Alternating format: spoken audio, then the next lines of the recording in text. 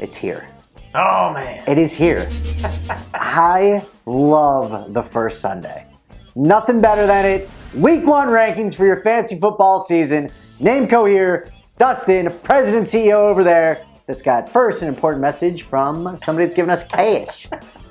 Thanks to our sponsor, mybookie.ag. Ooh, but they're doing cool. Are you doing the fantasy thing about it? Yeah, I'm going to talk about That's fantasy. cool. I like this. So, a couple of cool things they got going on. So obviously you can go on, you can bet all the lines and do all that fun stuff too. But you can also bet over-unders on fantasy points for certain Boom! Wow. It's exciting. It's super exciting. Get on there, check it out. You click the link in the description, use promo code SMACK. You get 100% matched on your first deposit up to $1,000. So if you're looking for a sports betting site, check them out. Go ahead and get some bets in before Sunday. It's going to be It's going to be awesome. We're excited. All right, Dustin, quarterbacks. Let's start it off. Who are you talking about? Well, some people might be new. They might be new.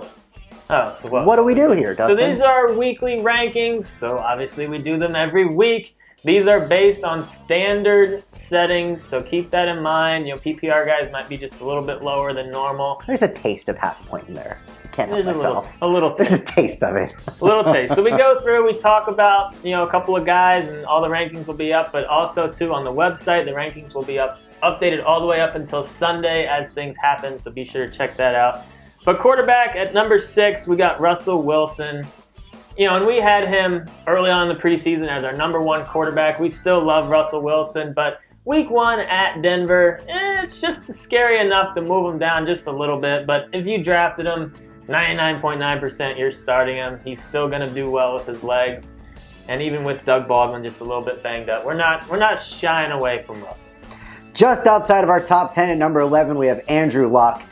And Luck's preseason didn't give me a ton of confidence that his big arm's back, but it didn't also make me really, really nervous. So that's why he's sitting here, right? He's just outside of the top 10. If you took him, you're starting him, and I think his upside for this game and for the year is huge. But hopefully he gets one good deep ball to TY early. That's all I'm going to say, and then you'll be very happy that you got him where you did in your draft. I'm happy to see him, but You're a big Luck guy. You're a bigger TY guy. Bigger TY or bigger Luck? I like both those guys. I like that offense. I'm just glad it was so sad to see how bad they were last year. Oh, it was terrible. So running backs, oh man, lots of question marks. Lots of question Le'Veon! marks. So just so you know, we didn't rank Le'Veon. We're assuming he's not going to play. No, he's not going to play. Le'Veon. You see where we have God. Connor. But I'm going to talk about another guy with some controversy around him, and that's LaShawn McCoy. And he slipped in drafts. Slipped. But he's playing. So when you're looking at your lineup and your weekly rankings, you know, he can't slip too far because you know he's going to get a ton of touches. It is a tough matchup at Baltimore, but we got him just outside of our top 10. He should see plenty of targets in the passing game, should get plenty of rushing, might get some goal lines. So he's still going to get his touches, so use him while you can. We'll see if any suspension or stuff comes later. Dustin's making me talk about Burkhead at 20 because I wanted to keep him there. Dustin wanted to move him. We probably should be talking about Connor, but Connor's obviously there, just thinking if Le'Veon's not going to play, that's where we play him. He'll get a lot of touches. Boom, done. All right, Rex Burkhead, number 20. Doesn't want me to talk about him because it is scary. I totally understand that. New England is a terrifying situation. James White could get all of the touches and Sony Michel gets all the goal lines. Burkhead doesn't. Who knows? It's game to game how it works. I just like all the little nuggets I've heard about Burkhead coming up in the preseason. The fact they took him off the injury report. I just feel like he's going to get a lot of looks at running back, but I also think he's going to get some slot. He's going to get some of those Edelman type of balls. So I think he's really good in a PPR league. He is a big risk-reward type of guy. He could have a monster game. However, it is the Patriots, so if you draft him, though, he's going to be at least your flex. There you go. He's going to be fine. He's going to be good, Dustin. Don't make me second-guess him. You had to really justify Burkhead. That one. You worked real hard on that one. I did. I hedged bets. You know what? I'm not hedging a bet. If you have him, he's an RB2. Put him in your lineup. He's going to be a beast. Texans are going to be coming full pressure Brady. Dump over the top to Burkhead. Gone. I like Burkhead. I think he could have a good game. I think he's only going to get about 12 touches. And Burkhead. I just think it's a little scary. All stock is named Adrian no Peterson stock, Dustin. is the next guy I want to talk about. We got him at 27. He's going up against his old team, Arizona. He looked pretty good in the preseason. It's just, we want to see a game before we get too excited and put him any higher. But hey, we got him at 27. We think he's a great flex play, especially in standard leagues. So we just want to see one game before we put him up any higher. So you have Le'Veon Bell. You didn't get Connor. Le'Veon doesn't play. Who can you pick up? Boom! Jordan Wilkins. That's your guy. It doesn't really look like Mac's going to play, or if even he does, it's going to be extremely limited. Doesn't look good. So you take Jordan. He's going to just be a volume play on not the best offensive line with the Colts there. But again, he is the perfect type of guy to plug in if you're dying at running back this week. He's still available in a ton of leagues. Thanks, Waiver Wire Expert. There you go. There you go. 2 things that you can help us with. Since we know you don't like sharing us with your friends, maybe you can help us out in a couple other ways. Join our FanDuel game. Click on the link in the description. There's still a lot of slots open. We want to try to get that filled up before Sunday. And then also, if you got questions, post them in the comments of this video or the waiver wire video. We try to answer as many as we can, but we are getting a ton. So we encourage you to get involved with some conversations if you're confident enough to answer some questions. Answer some, ask some. We want it to be kind of like a community. You can come to these videos and post questions and ask and answer and all that stuff. So we want to see everyone getting involved. So if you see a question, you're like, you know what? I would do this instead of just thinking that. That's what people are looking for. It's real quick. Looking for opinions. We'll be in there too, and FST West will be in there as well. So he'll be answering them. He definitely knows what he's doing. So wide receiver T.Y. Hilton, I love seeing him back in as a wide receiver 1. If you drafted him, you're starting him. I just wanted to talk about him just because I'm excited to see Luck back out there. I'm excited to see T.Y. Hilton get back on the fantasy map. We got him at number 9, inside the top 10. You have the shares of Hilton. At number 19, Jarvis Landry. Talk about shares. I've loved this kid forever. He's been a beast. Bless him. You know what I'm talking about. Do you know what I'm talking about? You don't. You should. I can't believe you don't. Bless him. Landry's going to be just fine. I like Tyrod, or whatever the heck you say. Throwing him the ball. Landry, the other thing I want to note out at number 19, like I said, there's a sprinkle of PPR. I don't think he's a big red zone threat necessarily, but I think he's going to be a target monster. So PPR, I like him even more. Moving on to the next 20, Nelson Aguilar is a guy that love him. We think he should have been moving up higher on draft boards than he was. He did move up a little bit when the Jeffrey news with his injury came out, but not enough, we don't feel. And we think he has a good chance of having a solid week. He should see a few more targets. I know Wentz isn't in there, but Foles is a serviceable quarterback. We think Aguilar gets a solid amount of targets. Could be somewhat of a high-scoring game. We'll see. Hard to say, but we think he will be involved and be a solid wide receiver 3 this week. He's going to be the best receiver on Philly this year, fantasy-wise. Another slightly bold prediction. Check out that video if you haven't seen it. 36, Josh Gordon. Oh, boy. Oh, here comes the hate. Go ahead, I'll give you a second to type it.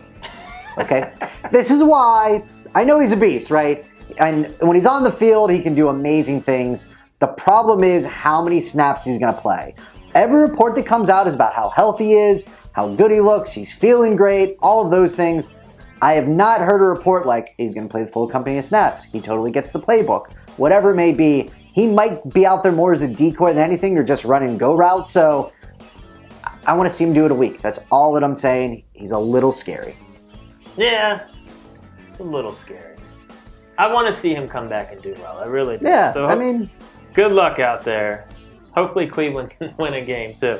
Let's talk about those tight ends. Number 5, Jimmy Graham. This is still just, I really want to see Green Bay use their tight end. I'm really hoping Jimmy gets all sorts of targets in the red zone. In theory, that's what should happen.